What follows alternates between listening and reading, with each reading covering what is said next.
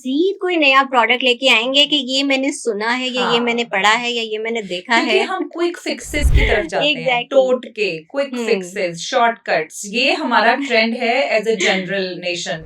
हमारी जो बच्चियां या खवातीन हैं या इवन फॉर मेल्स ऑल्सो, उनको लगता है कि शायद डर्मेटोलॉजिस्ट के पास जाना इतना जरूरी नहीं है, ये क्रीम ही तो है, वो कह रहा है तो वो लगा लेता हूँ। 50% पे आप हाइड्रा फेशियल करा लें, 50% ऑफ पे हाइड्रा हम्म, फेशियल के साथ आप माइक्रो नीडलिंग करवा लें और लोग इस चीज से अट्रैक्ट होकर अट्रैक्ट हो रहे हैं, चले बिल्कुल। जाते हैं। ये बहुत बड़ा एक मैं कहूँगी एक हाइप क्रिएट हुई हुई है which is a fake thing, और ये बड़ा अच्छा आपने हाईलाइट किया। हम तो इनके डसे हुए हैं, मतलब ये जो एस्थेटिक फिजिशियन के नाम पे सेटअप बने हुए ना, बड़े एलीट सेटअप्स होते हैं, इनको कुछ और आता नहीं है ना। उनको पीआरपी करनी आती है, उनको माइक्रो नीडलिंग सिखाई गई है एज टेक्नीशियंस, तो वो क्या करते हैं, they just take the client और उनको ग्रैब करते हैं, उनको बड़े लुक्रेटिव से पैकेजेस दिखाते हैं कि अच्छा आप एक करवाओगे तो इतने पैसे, बट 3 का पैकेज लोगे तो सस्ता पड़ेगा। बच्चियां जो भी ये एस्थेटिक क्लिनिक्स पे जा रही हैं या खवातीन जा रही हैं, कम से कम वो सोशल मीडिया के थ्रू इंस्पायर होती हैं, और उनको पता होना चाहिए कि अगर वो जा भी रही हैं तो पहला सवाल कर लें कि भाई आपकी डिग्रीज क्या है, are you a qualified dermatologist और एस्थेटिक फिजिशियन,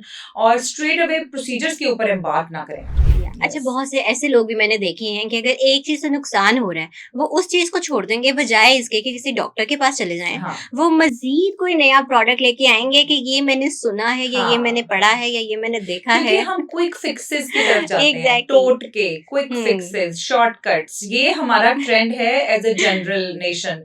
और आपके इस प्रोग्राम से या इस तरह के जो भी अवेयरनेस प्रोग्राम्स होते हैं, उनमें एक हमारा पर्पस बैकग्राउंड में ये भी होता है कि पब्लिक को पता चले डायरेक्शन का, कि हमने करना क्या है। हमारी जो बच्चियां या खवातीन हैं या इवन फॉर मेल्स ऑल्सो, उनको लगता है कि शायद डर्मेटोलॉजिस्ट के पास जाना इतना जरूरी नहीं है, ये क्रीम ही तो है, वो कह रहा है तो वो लगा लेता हूँ। पर उनको ये नहीं पता चलता कि इसका कितना इम्पैक्ट होगा in the future days to come. तो वो थोड़ी सी जो कंसल्टेशन फी उनको भारी लगती है, वो लेटर ऑन हम जो क्रीम्स एडवाइस करते हैं या जो प्रोसीजर्स एडवाइस करते हैं, वो नियरली मिनिमम भी 20, 30, 40,000 का बजट उनका स्टार्ट में बनता है। तो I think it's better to pay a little bit of consultation fee and get a proper advice rather than destroying the face and then true.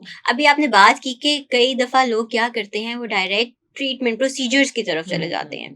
There are many aesthetic physicians in Pakistan, ठीक है, जिनको मैंने देखा है dermatology से कोई ताल्लुक नहीं है, डिग्री किसी और चीज़ की है, एक डिप्लोमा करके आके वो अपने आप को स्किन एक्सपर्ट्स कहने लग जाते हैं। एग्जैक्टली। और लोग उनके पीछे पागलों की तरह जाते हैं कि डिस्काउंट्स ऑफर हो रहे हैं, 50% पे आप हाइड्रा फेशियल करा लें, 50% ऑफ पे हाइड्रा फेशियल के साथ आप माइक्रो नीडलिंग करवा लें और लोग इस चीज से अट्रैक्ट होकर अट्रैक्ट हो रहे हैं, चले बिल्कुल। जाते हैं। ये बहुत बड़ा एक मैं कहूँगी एक हाइप क्रिएट हुई हुई है which is a fake thing, और ये बड़ा अच्छा आपने हाईलाइट किया। हम तो इनके डसे हुए हैं, मतलब ये जो एस्थेटिक फिजिशियन के नाम पे सेटअप बने हुए ना, बड़े एलीट सेटअप्स होते हैं। मतलब आप जाओगे, आपको आप कह ही नहीं पाओगे कि यहाँ पे डर्मेटोलॉजिस्ट नहीं हो सकता, but when then you see उनका प्रिस्क्रिप्शन, तो उसके ऊपर डॉक्टर का समटाइम्स तो नाम ही नहीं होता। नाम है तो नीचे डिग्रीज नहीं है, और अगर डिग्रीज भी फेक लिखी हुई है तो नीचे एस्थेटिक फिजिशियन लिखा होगा, डर्मेटोलॉजिस्ट नहीं लिखा होगा। लेकिन ये जो एस्थेटिक फिजिशियन है ना, आपने तो डिप्लोमा कहा, मोस्टली ने तो डिप्लोमा भी नहीं किया हुआ। आई नो फ्यू पीपल जो कि 2 या 3 दिन की वर्कशॉप करते हैं, जो कि एक रिफ्रेशर वर्कशॉप्स होती हैं, हम करवाते रहते हैं, लेकिन उसका मकसद हरगिज ये नहीं होता कि they are independent now to practise, और वो बैठे हुए हैं और क्योंकि उनको कुछ और आता नहीं है ना, उनको पीआरपी करनी आती है, उनको माइक्रो नीडलिंग सिखाई गई है एज टेक्नीशियंस, तो वो क्या करते हैं, they just take the client और उनको ग्रैब करते हैं, उनको बड़े लुक्रेटिव से पैकेजेस दिखाते हैं कि अच्छा आप एक करवाओगे तो इतने पैसे, बट 3 का पैकेज लोगे तो सस्ता पड़ेगा। लोग इससे अट्रैक्ट हो जाते हैं, लोग फंस जाते हैं, और फिर वो प्रोसीजर्स कराना शुरू कर देते हैं जो कि उस टाइम पे रिक्वायरमेंट नहीं होती। मैं इसमें अक्सर कहती हूँ कि चूहे को हम मारेंगे तो डंडे से मारेंगे ना, तोप के गोले से तो नहीं मारेंगे। तो वो एक छोटी सी प्रॉब्लम के लिए इतने बड़े बड़े प्रोसीजर्स, इतने सारे पैसे जाया करना, स्किन को हार्मफुल चीजों को एक्सपोज करना। तो ये प्रोटोकॉल है, गाइडलाइंस हैं, स्टेप बाय स्टेप चलना होता है। ये वो ही कर सकता है जो इस प्रोसेस में से गुजरा हुआ है, जिसका काम उसी को सांझे। बिल्कुल। हाँ। और फेस आप बदल तो नहीं सकते, चेहरा तो एक ही है। बिल्कुल बिल्कुल, लोग समझते हैं कि हम जाएंगे स्टैटिक फिजिशियंस के पास, वो हमारी स्किन को फ्लॉलेस बना देंगे, हम वैसे रहेंगे ही नहीं जैसे हम लोग थे। एनीवेज, अब जो लोग ये काम कर रहे हैं उनको तो हमारी बातों से भी कोई फर्क नहीं पड़ेगा, उन्होंने जो करना है उन्होंने वो करना ही है। हम अवेयरनेस एग्जैक्टली। बच्चियां जो भी भी ये एस्थेटिक क्लिनिक्स पे जा रही हैं या खवातीन जा रही हैं, कम से कम वो सोशल मीडिया के थ्रू इंस्पायर होती हैं, और उनको पता होना चाहिए कि अगर वो जा भी रही हैं तो पहला सवाल कर लें कि भाई आपकी डिग्रीज क्या है, are you a qualified dermatologist और एस्थेटिक फिजिशियन, और स्ट्रेट अवे प्रोसीजर्स के ऊपर एम्बार्क ना करें। एग्जैक्टली मुझे याद है, मतलब I heard about a procedure, और मैंने जाके वो एक डर्मेटोलॉजिस्ट थी उनसे पूछा, मैंने कहा आप मुझे बताएं कि क्या इस प्रोसीजर को करवाना चाहिए या नहीं, and she clearly refused.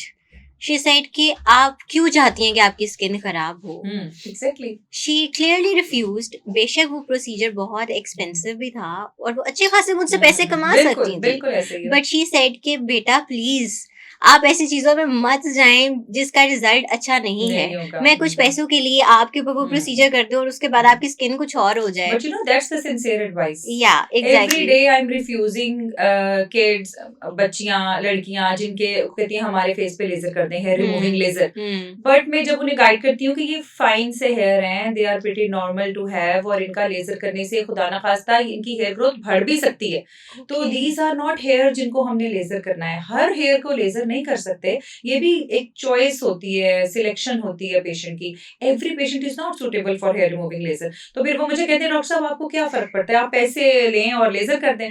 But then यहाँ पे हमारी प्रोफेशनल एथिक्स आती हैं, we straight away refuse and we counsel them.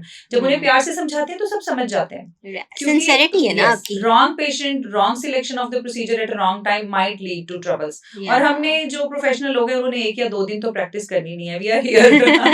तो हम नहीं चाहते पेशेंट बाद में आए और गला पकड़े, प्लस हमारी इंटरनल सेटिस्फेक्शन नहीं होती।